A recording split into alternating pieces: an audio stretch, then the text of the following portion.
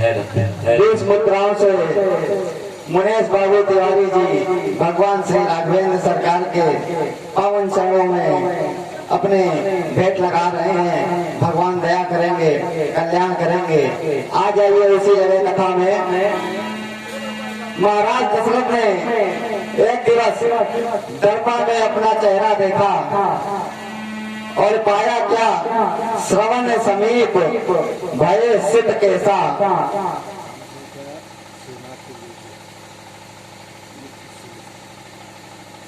501 मुद्राओं से युवा शक्ति संगठन का सहयोग कर रहे हैं। इस भागवत धर्म यज्ञ में शिवनाथ त्रिवेदी ग्राम गोसरा ब्रैकेट में विधायक जी।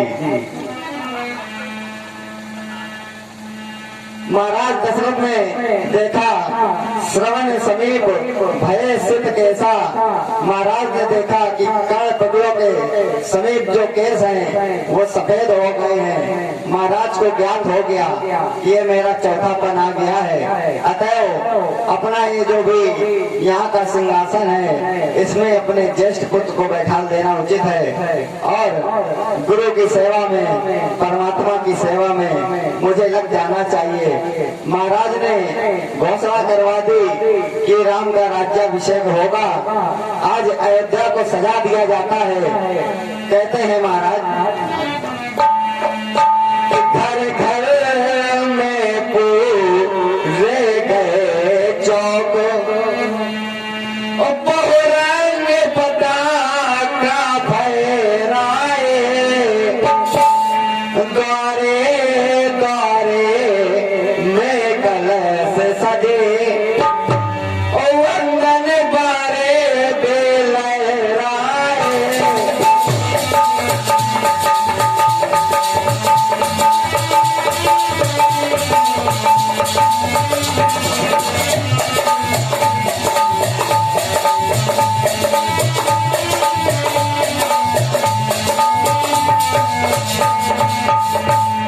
कलश पताका वंदन बार सभी इस अयोध्या नगरी में, पूरे अवध में सजवा दिए जाते हैं। चंदन से सुसज्जित कर दिया गया। मार्ग में जो दास दासी थे उनको लगा दिया गया, वो इत्र छिड़क रहे हैं। आज पूरी अयोध्या को सजवा दिया गया क्योंकि राम को युवराज पद में बैठाना था। महाराज कहते हैं कि इस तरह से अयोध्या सज गई कि जैसे एक नई नवीन दुल्हन सजी हो। पूरे अवध को सजवा दिया है महाराज ने। आज जो ही ये नजारा महारानी कैकेयी की दासी मंथरा ने देखा, यह देखकर वह दासी मंथरा महारानी कैकेयी के पास में पहुंची। कहती है, महारानी आप देख रही हैं नगर में किस तरह से सजावट हो रही है। महाराज ने घोषणा करवा दी है जो कौशल्या के पुत्र राम हैं उनको राज्याभिषेक कर दिया जाएगा। और हे महारानी, आपका पुत्र भरत, उसके लिए कुछ नहीं, वह कुटिल बुद्धि की मंथरा आज महारानी कैकेयी के पास में पहुंच जाती है और कहती है, महारानी बल कौशल अगर देखना हो तो इन अबलाओं में देखो, रात ही रात में क्या होगा दशरथ के महलों में देखो।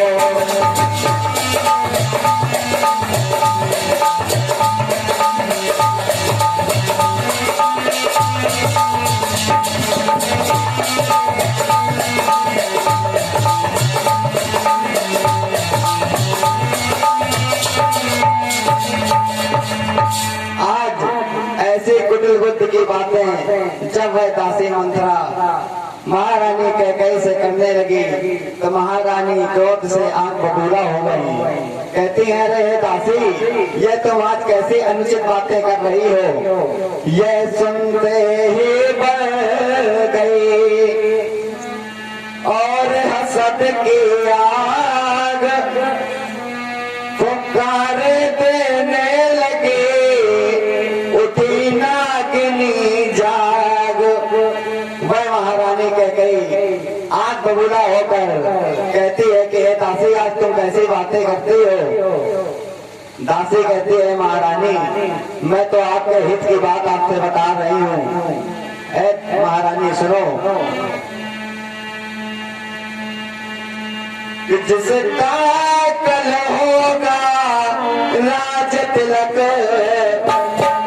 मर्तबा बुलंद उसी का है।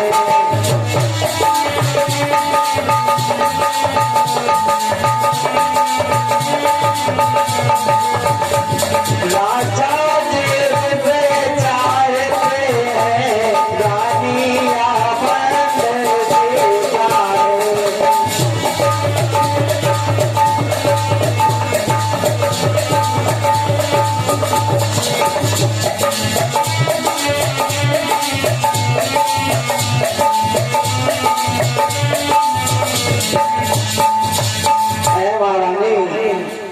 ये उन राजाओं की कुटिल चाल है, आप समझ नहीं पा रहे हैं।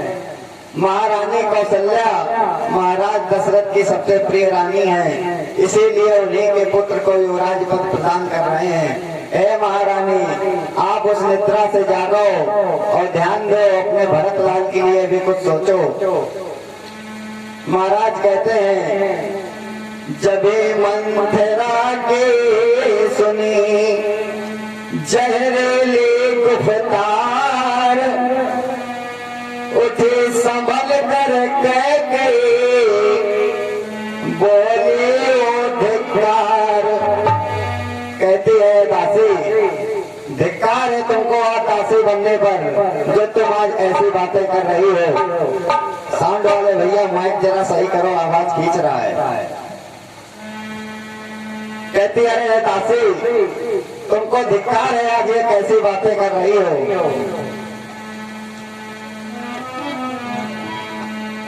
और कहती है महारानी की, दासी सुनो, अगर ऐसी बातें करोगी तो मैं तुमको बतला रही हूँ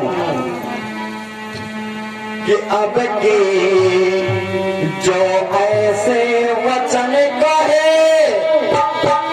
तो तेरा मुंह जवा दूंगी। युवराज राम होगा जिस क्षण, तो तुमको मुंह मांगा दूंगी।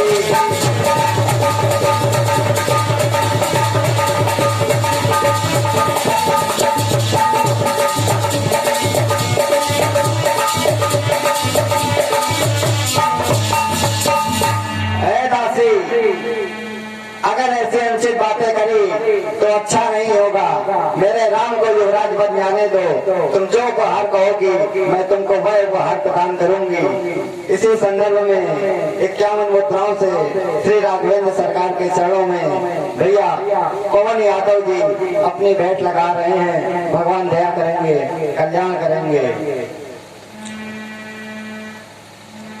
आज वह दासी कहती है मंत्रा के, महारानी कह गई, हमको क्या पड़ी है ऐसा करने का, हम तो आपके हित की बातें कर रहे थे। आपको अगर नहीं समझना है तो ठीक है, मत समझो। आज जब घुमा फिरा कर बातें करने लगी वह दासी, तो महारानी की बुद्धि फिर जाती है। सज्जनों, भगवान ने ही यह लीला रची थी। भगवान श्री राम माता कैकेयी से सबसे अधिक प्रेम करते थे। माता सरस्वती की कृपा से उस कैकेयी की बुद्धि फिरा दी गई थी, ताकि भगवान का वनगमन हो सके और भगवान अपनी निर्लीला कर सके। आज बार बार मंत्रा की ऐसी बातें सुनकर वह महारानी कैकेयी मंत्रा के द्वारा बताए हुए मार्ग पर चलने लगती है और कहती है कि दासी, हमको क्या करना है बतलाओ। दासी ने कहा, आप महल में जो कोप भवन बना हुआ है उस पे निकल जाएं, और जब महाराज दशरथ आपके पास आए तो आपको कैसा करना है बाबा तुलसीदास जी मानस में बता रहे हैं कि भूपति राम शपथ जप करहि, अब मांगो जय वचन।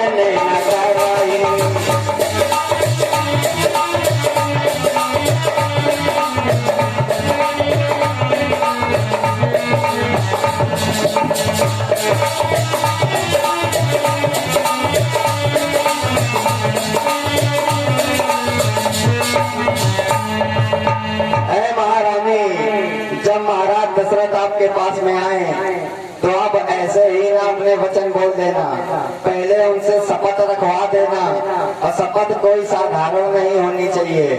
महाराज दशरथ राम से अधिक प्रेम करते हैं, राम की ही शपथ दिलवा देना, उसके बाद अपने वचन महाराज से कहना। जब महाराज वचनबद्ध हो जाएंगे तो उनको अपने वचन पूर्ण करने ही पड़ेंगे। और इसी संदर्भ में 51 मुद्राओं से भैया संदीप त्रिवेदी श्री राघव सरकार के पावन चरणों में अपनी भेंट लगवा रहे हैं। भगवान इनका जीवन मंगलमय बनाए। आज महारानी को भवन में चली जाती हैं, महाराज दृश्य लिखते हैं। उस समय का क्या दृश्य था जब महारानी कैकेयी को भवन में थी कि कर दिए वस्त्र सब तार तार, उलट के मोती जंजाल।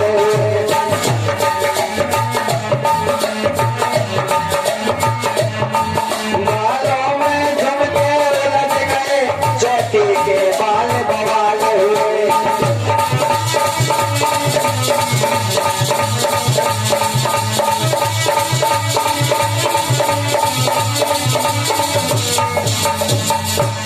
और इतना ही नहीं, फिलहाल मांगे अब आंखों में, फिलहाल मांगे अब आंखों में, काजल ने काले काल के श्रृंगार दान पर तेल पड़ा, कंघी ने दांत निकाल दे।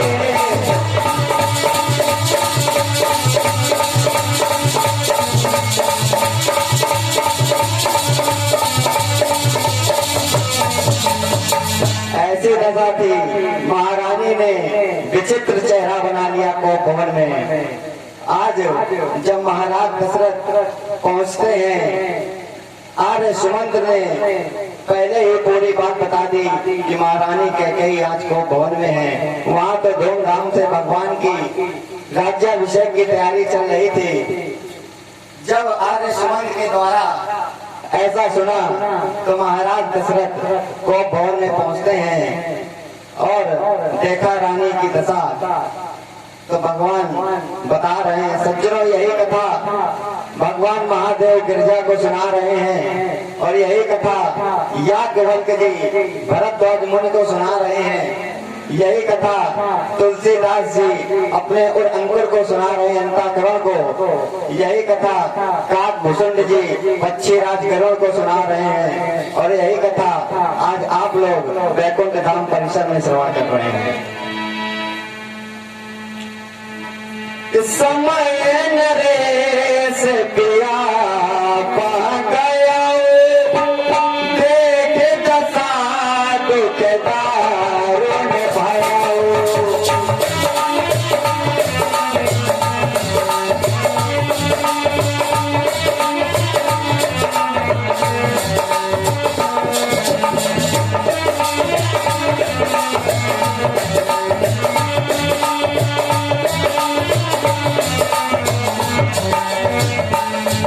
महारानी की ऐसी दशा देखकर महाराज व्याकुल हो जाते थे, और महारानी से कहते हैं कि महारानी कैकेयी,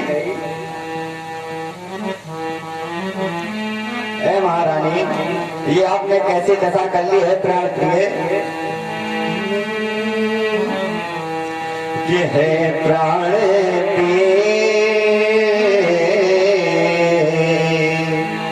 ये है प्राण प्रिय, है ये क्या बोलो ये ढंगे बेढंगा क्यों है?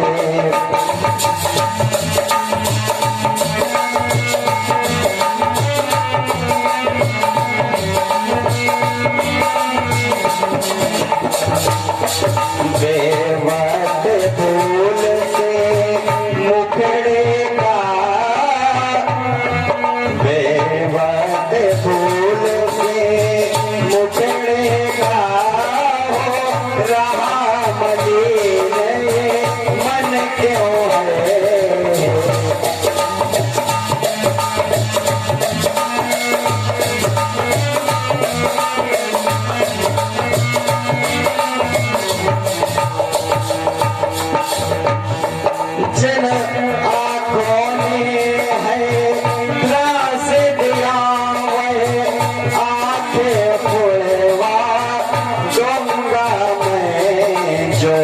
जिज्ञा करवा बोली हो जिज्ञा कटवा गंगा में।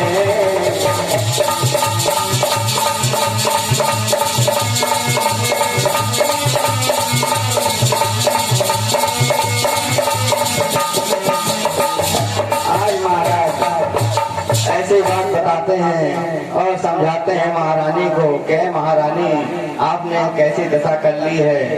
महारानी कहती है कि हे प्रभु, हे स्वामी, आज आप मुझको मनाने क्यों आए हैं? अब क्या रखा है मुझे बनाने में? इस तरह की वार्ता महाराज दशरथ और महारानी कैकेयी के बीच में होती है।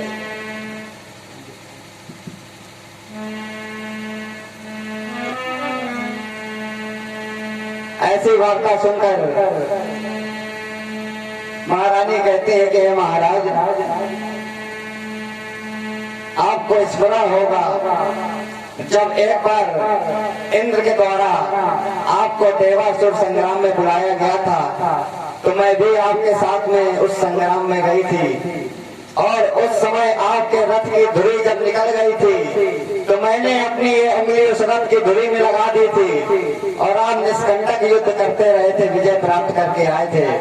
ऐ महाराज, आपने उस समय हमसे 2 वचन लेने के लिए कहे थे, मुझको वही 2 वचन चाहिए। महाराज ने कहा, अरे रानी, इतनी छोटी बात को भवन में क्यों हो, ले लेना, वचन तो दे ही दूंगा। महारानी कहती हैं अभी चाहिए। और महारानी कैकेयी कहती है महाराज दशरथ से, कहे महाराज याद कीजिए वो दिन जब देवासुर संग्राम हुआ, कैकेयी ने जय दिलवाई थी, तब फलस्वरूप हे महाराज आपने शपथ कुछ खाई थी।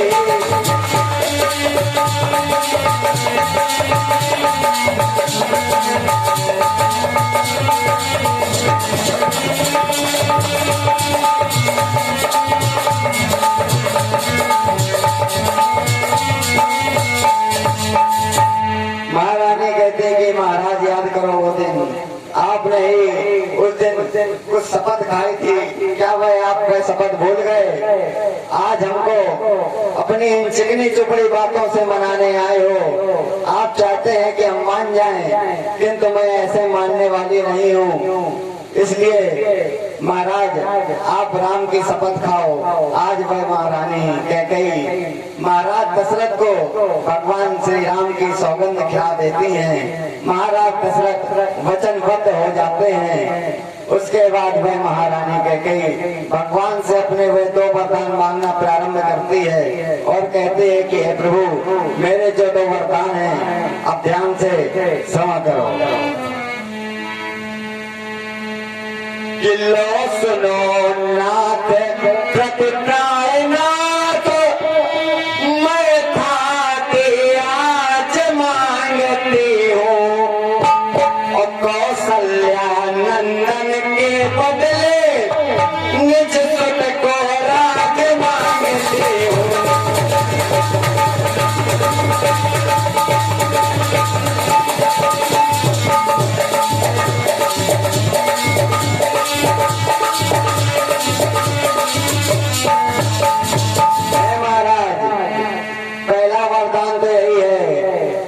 जिसको राजा बना रहे हैं उसको राजा ना बनाकर हमारे पुत्र भरत को राजा बनाए। महाराज ने कहा चलो ठीक है, और कहा मेरा दूसरा वरदान भी सुन लीजिए महाराज। अब और सचेत होकर महाराज दशरथ खड़े हो गए। महारानी अपना दूसरा वरदान मांग रही, कह रही महाराज, राजा जो राम हो रहा है वो राजा नहीं उदासी हो, और कल से ही 14 बरसों को तपस्वी बनकर बनवासी हो।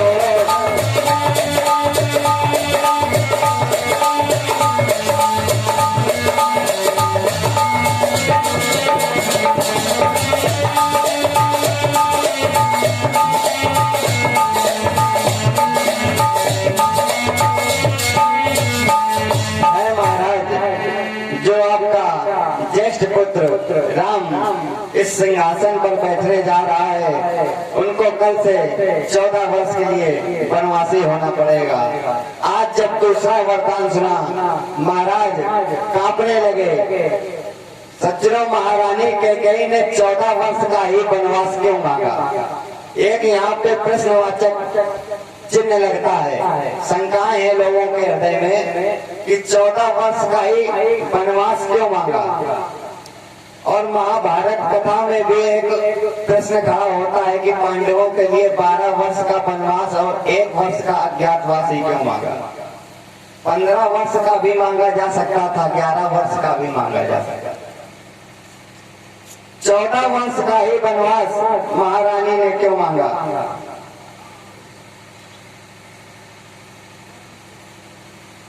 ये बड़े ही श्रद्धालु ये बालक है जो इस युवा शक्ति संगठन में स्तंभ की तरीके, एक पिलर की तरीके काम कर रहे हैं। अगर ऐसे बालक ना हो तो युवा शक्ति संगठन को आगे कौन बढ़ाएगा? ऐसे ही बालक को, ऐसे ही युवा भाइयों की इस युवा शक्ति संगठन को आवश्यकता है। अदीप त्रिवेदी जी भगवान श्री राघवेंद्र सरकार के चरणों में भेंट लगा रहे हैं एवं व्यासपीठ पे जो भी संगीत आचार्य बैठे हैं सभी का सम्मान कर रहे हैं। भगवान इस बालक की बुद्धि को प्रखर करें एवं उन्नत के शिखर पर पहुंचाएं, ऐसी हमारी प्रभु से इस बालक के प्रति कामना है। आ जाइए उसी जगह कथा में। महारानी कैकेयी ने 14 वर्ष का वनवास क्यों मांगा?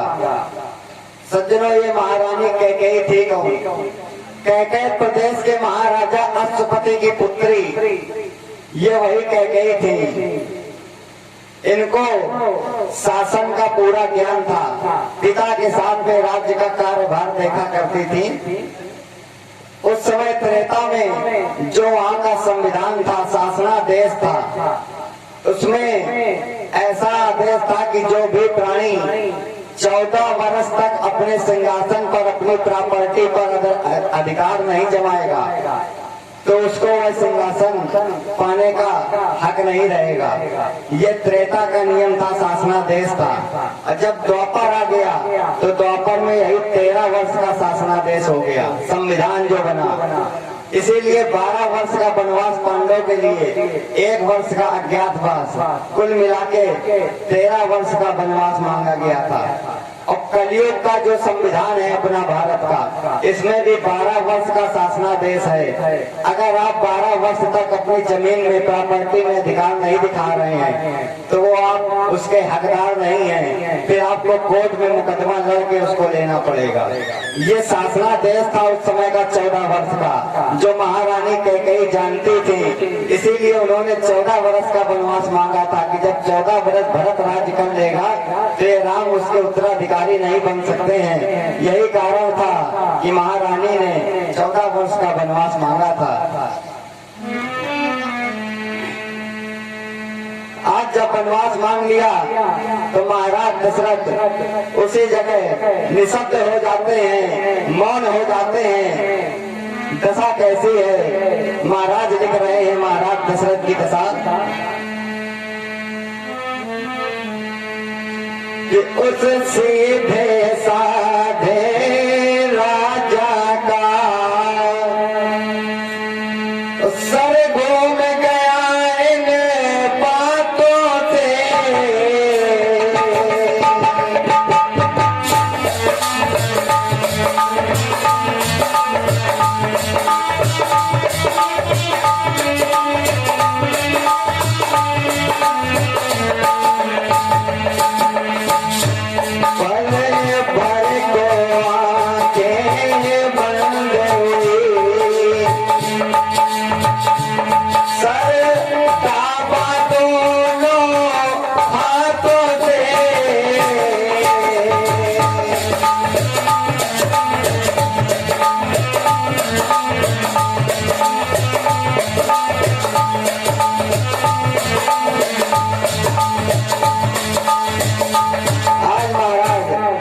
मस्तक को पकड़कर उसी कक्ष में बैठ जाते हैं। देखते ही देखते महाराज की दशा गंभीर होती चली जा रही है। महाराज और आगे लिखते हैं कि मूर्छित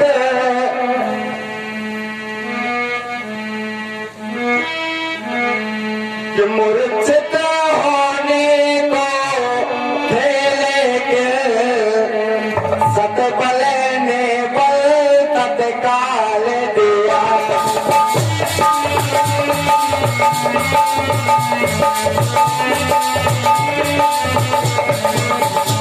सतदेव पे गिरने वाले थे, धीरज ने इनको संभाल दिया।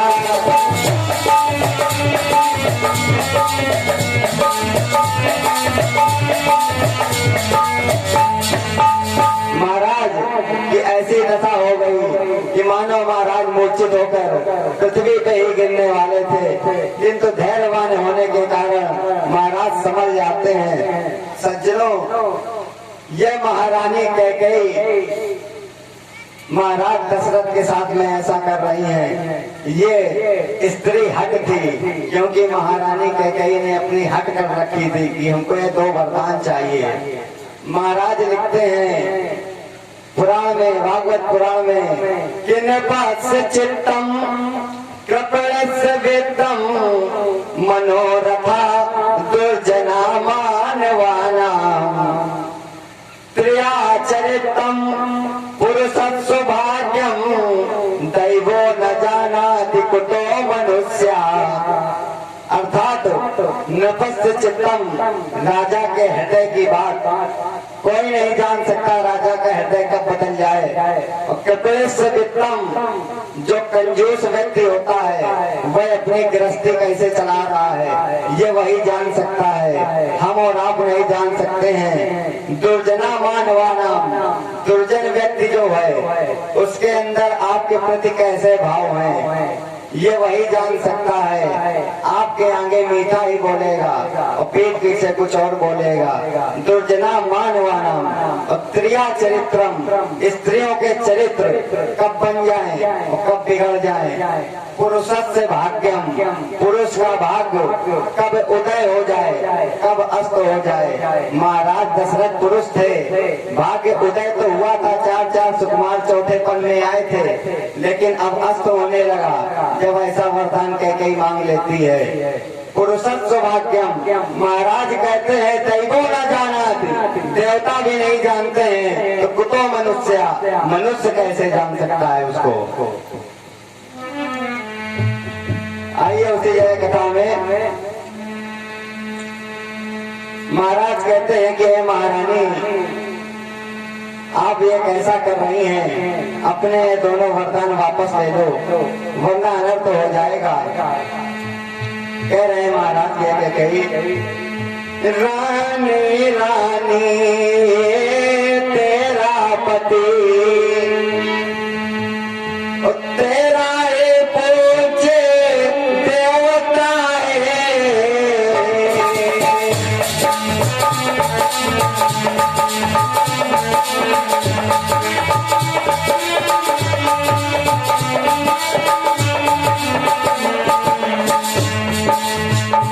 बस इसी समय में पाँव पकड़, बस इतनी भेंट मांगता है।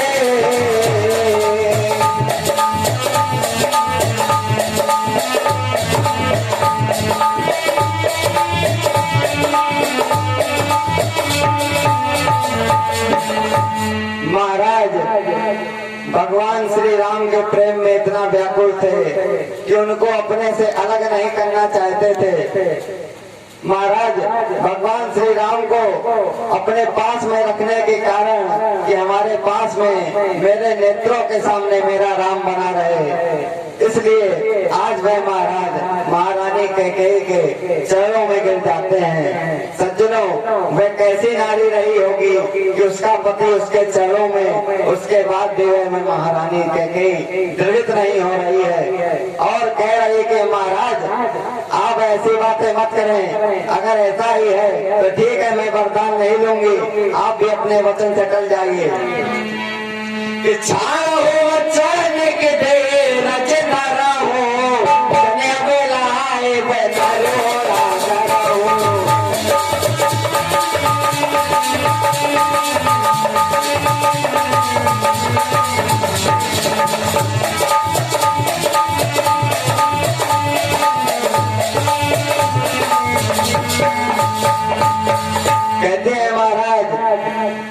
ऐसा ही है तो आज अपने वचन को छोड़ दीजिए, मुझे कोई कष्ट नहीं है। जब ऐसी बात सुनी तो महाराज खड़े हो जाते हैं, कहते हैं महारानी ये कैसी बात कर रही है, इस सूर्य वंश में आज तक किसी ने अपने वचनों को नहीं टाला है, इसलिए महारानी सुनो कि हम सूर्य वंश की चादर में कालिमा नहीं आने देंगे, और सुनती है सर्वस देंगे हम, पर वचन नहीं जाने देंगे।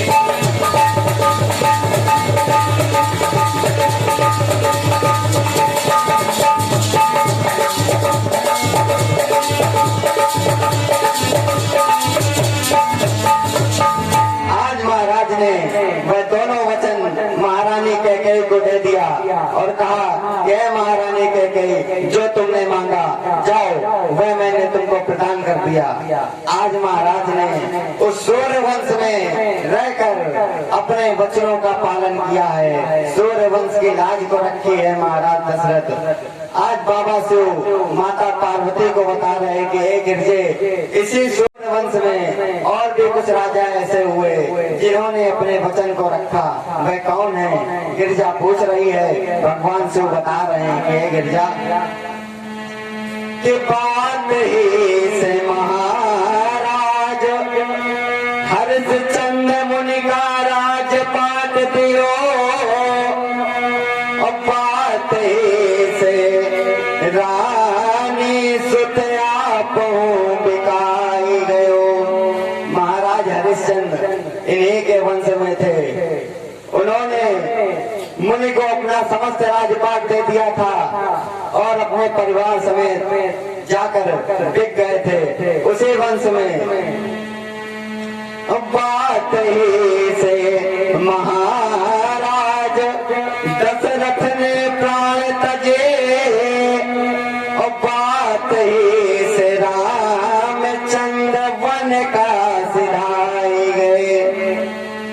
इसलिए गिरजा जाके बात साची वाही जग जीवन सदा, नहीं कितने बात कही कही बस डब्बास मोबाइल गे। बातें तो बड़ी बड़ी मारत रहे, यो करवा देवे ऐसा कर लेवे, लेकिन जब बात आई अंत समय आया तो मुंह ऐसे खुला चला गया, डोड़ी घाट में बंद हो जाके बात ना पूरी करे पाए। बाबा कह रहे कि ये गिरजा ये वही सूर्य वंश है जहाँ पे सभी बात वाले राजा हुए जिन्होंने अपनी बात को रखा, अपने वचन को नहीं काटा है। आज महाराज महारानी कैकेयी के द्वारा दिए हुए वस्त्रों को राम लखन जानकी पहनकर आ जाते हैं बनवासी का रूप बनाकर, और सभी से आज्ञा मांग रहे हैं बन जाने के लिए। आज जब महाराज दशरथ ऐसा देखते हैं तो बड़ा द्रवित हो जाते हैं। पुत्र पिता के सामने धरे जोगिया भेष, जब पिता अपने पुत्र को ऐसे भेष में देखता है तो द्रवित हो जाता है। आज वही दशा महाराज दशरथ की है। महाराज देख रहे हैं उधर भगवान श्री राम सभी से आज्ञा पा रहे हैं और महारानी कैकेयी के पास में जाकर कहते हैं कि हे महारानी, हम तो बड़े बड़े भागी हैं जो आज माता पिता की आज्ञा का पालन कर रहे हैं। बड़े भागे हुए बेटा है जो माँ बाप का क्या कार्य हो, माता करे साउथ में जो तो जिंदगी पवित्र हमारी है।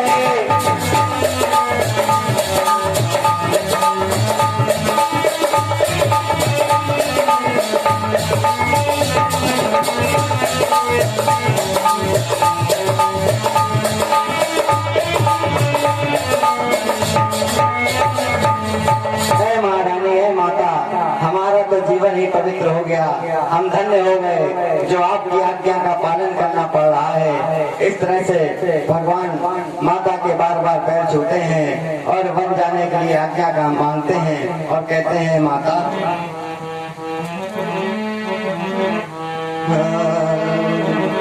कि हम बनवासी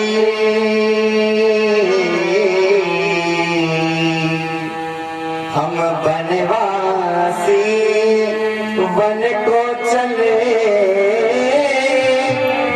तुम जश्न मनाना आंगन में हम बनवासी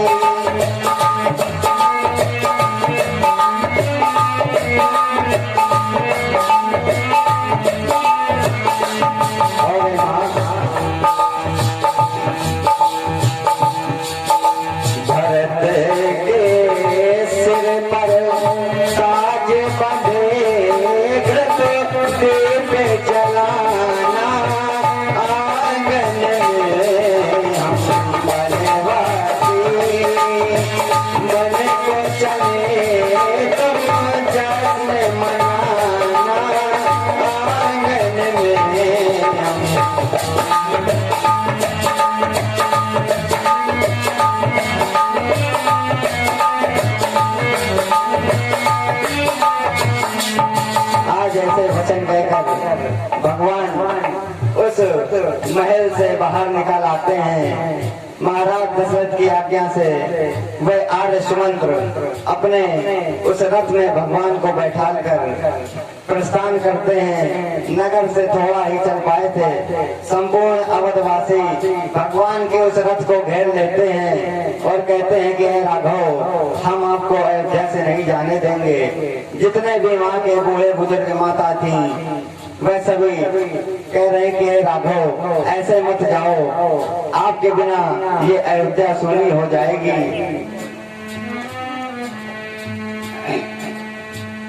और भगवान की आज की इस कौवा भरी कथा में 21 मुद्राओं से मोनू भैया अपनी भेंट लगा रहे हैं। भगवान दया करेंगे, कल्याण करेंगे।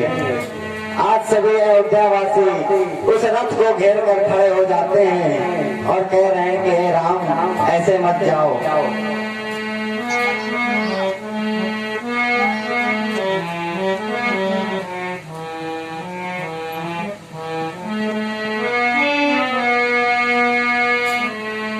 न जाओ न जाओ छोड़ के रघुराई, न जाओ छोड़ के रघुराई, न जाओ छोड़ के रघुराई।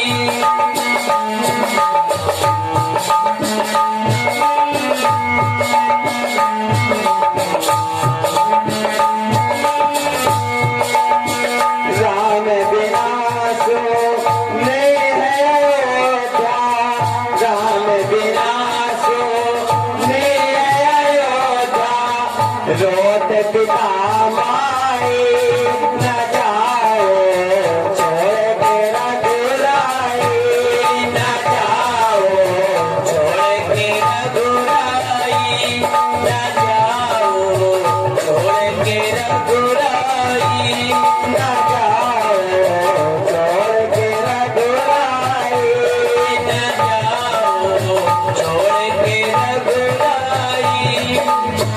इस तरह से सभी रो रो कर करुण पुकार कर रहे हैं, किंतु भगवान को अपनी नर लीला वनवास के समय में करनी थी। भगवान सभी को सांत्वना देकर आगे बढ़ जाते हैं। सज्जनों, आज की कथा का विराम इसी जगह पर भगवान का वन गमन हो जाता है। भगवान का पहला विश्राम तमसा नदी के तट पर होता है। उसके बाद भगवान जब वहाँ से आगे बढ़ते हैं, संपूर्ण अवधवासी लौट आते हैं। भगवान श्रृंगवेरपुर में पहुंचकर विश्राम करेंगे। वहाँ से आर्य सुमंत्र को विदा कर देते हैं। वहाँ से लखनलाल माता जानकी के साथ में भगवान आगे वन भ्रमण करेंगे। आज की कथा का विश्राम इसी जगह पे करते हैं। इसी श्रृंखला में 101 मुद्राओं से दादा राकेश अवस्थी जी जो आप कानपुर से आए